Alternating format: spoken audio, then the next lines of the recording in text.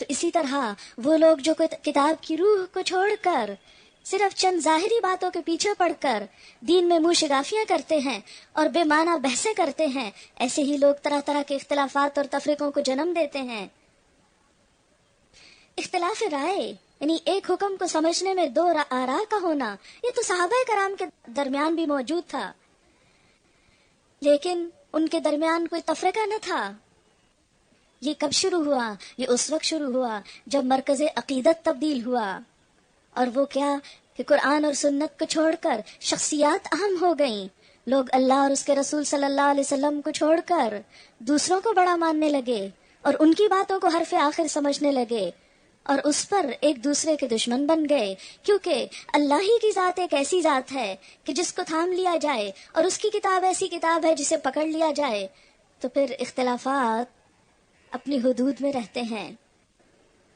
جیسا کہ اقبال نے کہا تھا، منفعت ایک ہے اس قوم کی، نقصان بھی ایک ہی سب کا نبی، دین بھی ایمان بھی ایک، حرم پاک بھی اللہ بھی قرآن بھی ایک، کچھ بڑی بات تھی ہوتے جو مسلمان بھی ایک، فرقہ بندی ہے کہیں اور کہیں ذاتیں ہیں، کیا زمانے میں پنپنے کی یہی باتیں ہیں؟ یوں تو سید بھی ہو، مرزا بھی ہو، افغان بھی ہو، تم سبھی کچھ ہو، بتاؤ تو مسلمان بھی ہو۔ آج ہماری عقیدتوں کے مرکز، ہماری ذاتیں، ہمارے مذہب، ہمارے مسلک، ہمارے گروہ ہو گئے۔ ان سب کو چھوڑ کر صرف مسلمان کہلانا ہماری محبت اور ہماری روح کا حصہ نہ رہا۔ لہٰذا ہم سب کے لیے لازم ہے کہ اللہ تعالیٰ کے اس حکم پر عمل کریں، کیونکہ مسلمانوں کا اتحاد مسلمانوں کی سب سے بڑی قوت ہے۔ جب تک مسلمان متحد رہے انہیں کوئی نقصان نہ دے سکا، اور جب مسلمان اختلافات کا شکار ہوئے، ایک دوسرے کے گلے کاٹنے لگے، ان کے درمیان آپس میں نفرتیں ہوئیں، تو اس وقت دوسروں کو بھی ان پر ہاتھ اٹھانے کا موقع مل گیا۔ ان کی وحدت بکھر گئی تو ان کی اصلیت بھی کہیں گم ہو گئی۔ لہٰذا ضرورت اس چیز کی ہے کہ ہم خواہ وہ اختلافات دین کے نام پر ہوں، خواہ سیاست کے نام پر ہوں، خواہ کسی اور وجہ سے ہوں، ان کو کم سے کم کر کے آپس میں ایک دوسرے سے محبت کرنا سیکھیں۔ اسی میں ہم سب کی فلاح اور بہبود ہے، اسی میں دنیا کی کامیابی ہے، اور اسی میں آخرت کی نجات ہے۔ اور اس کے بارے میں ہم دیکھتے ہیں کہ مختلف علماء نے بہت خوبصورت باتیں فرمائی ہیں۔ اس سلسلے میں ایک اہم واقعہ جو مولانا مفتی محمد شفیع صاحب نے بیان کیا ہے، وہ کہتے ہیں کہ قادیان میں ہر سال ہمارا جلسہ ہوا کرتا تھا، اور حضرت مولانا محمد انور کاشمیری بھی اس میں شرکت فرمایا کرتے تھے۔ ایک سال جلسے میں تشریف لائے، میں بھی آپ کے ساتھ تھا۔ ایک صبح نماز فجر کے وقت اندھیرے میں حاضر ہوا تو دیکھا کہ حضرت سر پکڑے ہوئے ہیں، بہت غمگین ہیں۔ میں نے پوچھا، حضرت کیسا مزاج ہے؟ کہا، ٹھیک ہے۔ میاں مزاج کیا پوچھتے ہو، عمر ضائع کر دی۔ میں نے عرض کیا، حضرت آپ کی ساری عمر علم کی خدمت اور دین کی اشاعت میں گزری، ہزاروں آپ کے شاگرد علماء ہیں جو آپ سے مستفید ہوئے اور خدمت دین میں لگے ہوئے ہیں، آپ کی عمر اگر ضائع ہوئی تو پھر کس کی عمر کام میں لگی؟ فرمایا، میں تمہیں صحیح کہتا ہوں، عمر ضائع کر دی۔ میں نے عرض کیا، حضرت بات کیا ہے؟ فرمایا، ہماری عمر کا، ہماری تقریروں کا، ہماری ساری قد و کاوش کا خلاصہ یہ رہا کہ دوسرے مسلکوں پر حنفیت کی ترجیح قائم کر دیں، امام ابو حنیفہ کے مسائل کے دلائل تلاش کریں اور دوسرے ائمہ کے مسلکوں پر آپ کے مسلک کی ترجیح ثابت کریں۔ یہ رہا ہے محور ہماری کوششوں کا، تقریروں کا، علمی زندگی کا۔ اب غور کرتا ہوں تو دیکھتا ہوں کہ کس چیز میں عمر برباد کی۔ ابو حنیفہ رحمۃ اللہ علیہ ہماری ترجیح کے محتاج نہیں کہ ہم ان پر کوئی احسان کریں، ان کو اللہ تعالیٰ نے جو مقام دیا ہے وہ مقام لوگوں سے خود اپنا لوہا منوائے گا، وہ ہمارے محتاج نہیں۔ فرمایا، اور امام شافعی، امام مالک، امام احمد بن حنبل رحمۃ اللہ علیہم اور دوسرے مسالک کے فقہا جن کے مقابلے میں ہم یہ ترجیح قائم کرتے آئے ہیں، کیا حاصل ہے اس کا؟ اس کے سوا کچھ نہیں کہ ہم زیادہ سے زیادہ اپنے مسلک کو درست مسلک جس میں خطا کا احتمال موجود ہے ثابت کریں، اور دوسرے کے مسلک کو غلط مسلک جس کے حق ہونے کا احتمال موجود ہے کہیں۔ اس سے آگے کوئی نتیجہ نہیں ان تمام بحثوں اور تحقیقات کا جن میں ہم مصروف ہیں۔ پھر فرمایا، ارے میاں، اس کا تو کہیں حشر میں بھی راز نہیں کھلے گا کہ کون سا مسلک درست تھا، کون سا خطا۔ اجتہادی مسائل کا فیصلہ بھی دنیا میں نہیں ہو سکتا۔ دنیا میں ہم تمام تر تحقیق اور کاوش کے بعد یہی کہہ سکتے ہیں، یہ بھی صحیح ہے اور وہ بھی صحیح، یا یہ کہ یہ صحیح ہے لیکن احتمال موجود ہے کہ خطا ہو، اور وہ خطا ہے اس احتمال کے ساتھ کہ درست ہو۔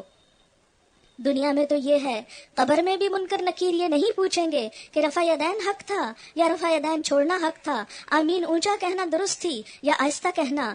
برزخ میں بھی اس کے بارے میں کوئی سوال نہیں ہوگا۔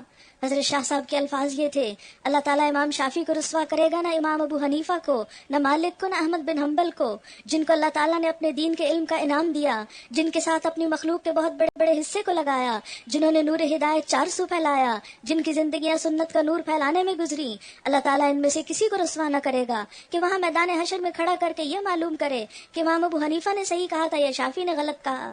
اس کے برعکس یہ نہیں ہوگا، چونکہ رب کریم نے دنیا میں بھی مجتہد کو غلطی کے باوجود ثواب سے نوازا ہے اور ان کی غلطی پہ پردہ ڈالا ہے، تو اس کی رحمت سے بعید ہے کہ حشر میں ان میں سے کسی کی غلطی کا اعلان کر کے ان کو رسوا کرے۔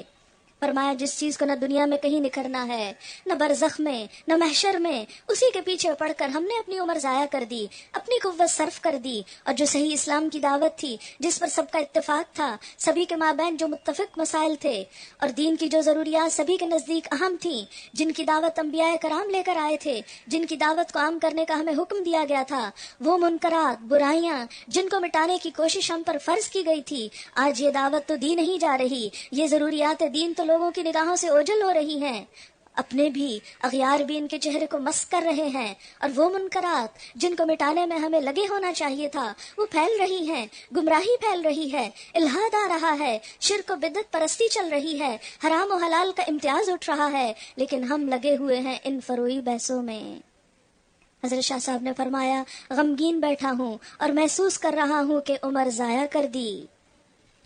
اسی طرح ایک اور بہت بڑے مفکر اور عالم مولانا محمود الحسن صاحب اسیر مالٹا نے رہائی کے بعد علماء سے فرمایا، میں نے جیل کی تنہائیوں میں غور کیا کہ پوری دنیا اسلام دینی اور دنیاوی اعتبار سے کیوں تباہ ہو رہی ہے، تو اس کے دو سبب معلوم ہوئے، ایک ان کا قرآن کو چھوڑنا، دوسرے آپس میں اختلافات اور خانہ جنگی۔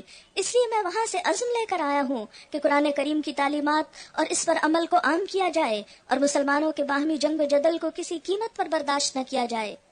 لہٰذا اللہ تعالیٰ نے جو نسخہ 1400 سال پہلے ہم کو دیا تھا، کیا کہ وَاعْتَصِمُوا بِحَبْلِ اللَّهِ جَمِيعًا، اے سب مسلمانوں اللہ کی اس رسی کو مضبوط پکڑ لو، وَلَا تَفَرَّقُوا، اور آپس میں اختلافات نہ کرو، یہی ہماری ترقی کا اور یہی ہماری دنیا اور آخرت کی کامیابی کا راز ہے۔ وَاذْكُرُوا نِعْمَةَ اللَّهِ عَلَيْكُمْ، اللہ کے اس احسان کو یاد رکھو جو اس نے تم پر کیا، تم ایک دوسرے کے دشمن تھے، اس نے تمہارے دل جوڑ دیے اور اس کے فضل و کرم سے تم بھائی بھائی بن گئے۔ یعنی دین اسلام نے عربوں کی صدیوں کی نفرتوں اور اختلافات کو ختم کر کے ان کو اکٹھا کر دیا۔ جیسے کہ مولانا حالی نے فرمایا، قبائل کو شیر و شکر کر دکھایا۔ نبی صلی اللہ علیہ وسلم کی مدینہ آمد سے پہلے اوس اور خزرج کے درمیان 120 سال تک جنگ بعث جاری رہی۔ آپ صلی اللہ علیہ وسلم سے پہلے مدینہ کے لوگ ایک دوسرے کے خون کے پیاسے تھے، آپ کی آمد کی برکت سے سب آپس میں بھائی بھائی بن گئے، اور یہ سب کچھ اسلام کی نعمت سے ہوا کہ صدیوں سے پڑی ہوئی مخالفتیں اور نفرتیں اور عداوتیں ختم ہو کر رہ گئیں۔ تم آگ سے بھرے ہوئے ایک گڑھے کے کنارے کھڑے تھے، اللہ نے تم کو اس سے بچا لیا۔ اس طرح اللہ اپنی نشانیاں تمہارے سامنے روشن کرتا ہے، شاید کہ ان علامتوں سے تمہیں اپنی فلاح کا سیدھا راستہ نظر آ جائے۔ وَلْتَكُن مِّنكُمْ أُمَّةٌ يَدْعُونَ إِلَى الْخَيْرِ وَيَأْمُرُونَ بِالْمَعْرُوفِ وَيَنْهَوْنَ عَنِ الْمُنكَرِ وَأُولَئِكَ هُمُ الْمُفْلِحُونَ۔ تم میں کچھ لوگ تو ایسے ضرور ہی رہنے چاہیے جو نیکی کی طرف بلائیں، یعنی جیسے ایک معاشرے کے اندر جسمانی بیماریوں کے علاج کے لیے ڈاکٹرز موجود ہوتے ہیں، عمارات کی تعمیر کے لیے انجینئرز موجود ہوتے ہیں، اور زندگی کی مختلف ضروریات پوری کرنے کے لیے مختلف ماہرین پیدا ہوتے ہیں یا پیدا کیے جاتے ہیں، اسی طرح امت مسلمہ جسے اللہ تعالیٰ نے اپنے اس کلام کا امانت دار بنایا، ان کے اوپر یہ ذمہ داری ہے کہ وہ اس پیغام کو اپنے مسلمانوں تک بھی اور مسلمانوں سے باہر دوسری قوموں تک بھی پہنچائیں۔ لہٰذا ان میں کچھ ایسے لوگ جو اس کام کے لیے اپنے آپ کو وقف کر دیں، اپنے آپ کو خاص کر دیں، جن کی اسپیشلٹی ہی یہی ہو کہ وہ معاشرے کے اندر پائی جانے والی روحانی امراض، خرابیاں، نفرتیں، عداوتیں، اور منکرات کی تمام قسموں کو ختم کرنے کے لیے کوشاں ہوں، ان کے لیے غور و فکر کریں، ان کو دور کرنے کے لیے بہترین علم حاصل کریں، اور اپنا ایک زندگی کا ایک بڑا وقت اس بات پر لگائیں تاکہ یہ تمام خرابیاں معاشرے سے دور ہو کر اسلام کی سچی روح بیدار ہو۔ تم میں کچھ لوگ تو ایسے ضرور رہنے چاہیے جو نیکی کی طرف بلائیں، بھلائی کا حکم دیں، برائیوں سے روکتے رہیں۔ جو لوگ یہ کام کریں گے وہی فلاح پائیں گے، یعنی کامیابی انہی کا مقدر ہے۔ کہیں تم ان لوگوں کی طرح نہ ہو جانا جو فرقوں میں بٹ گئے اور کھلی کھلی واضح ہدایات پانے کے بعد پھر اختلافات میں مبتلا ہوئے۔ جنہوں نے یہ روش اختیار کی وہ اس روز سخت سزا پائیں گے، یعنی اختلافات کرنے والے اور مسلمانوں کو کاٹنے والے دنیا کی رسوائی تو ہے ہی، آخرت میں بھی دردناک سزا پائیں گے۔ جبکہ کچھ لوگ سرخ روح ہوں گے اور کچھ لوگوں کا منہ کالا ہوگا۔ جن کا منہ کالا ہوگا ان سے کہا جائے گا کہ نعمت ایمان پانے کے بعد بھی تم نے کافرانہ رویہ اختیار کیا۔ اچھا تو اب اس کفران نعمت کے صلے میں عذاب کا مزہ چکھو۔ رہے وہ لوگ جن کے چہرے روشن ہوں گے تو ان کو اللہ کے دامن رحمت میں جگہ ملے گی اور ہمیشہ وہ اسی حالت میں رہیں گے۔ یہ اللہ کے ارشادات ہیں جو ہم تمہیں ٹھیک ٹھیک سنا رہے ہیں، کیونکہ اللہ دنیا والوں پر ظلم کرنے کا کوئی ارادہ نہیں رکھتا۔ زمین اور آسمان کی ساری چیزوں کا مالک اللہ ہے اور سارے معاملات اللہ ہی کے حضور پیش ہوتے ہیں۔ کنتم خیر امت، تم بہترین امت ہو۔ کون؟ امت مسلمہ۔ کہاں ہوتی ہے وہ؟ ہم ہیں وہ لوگ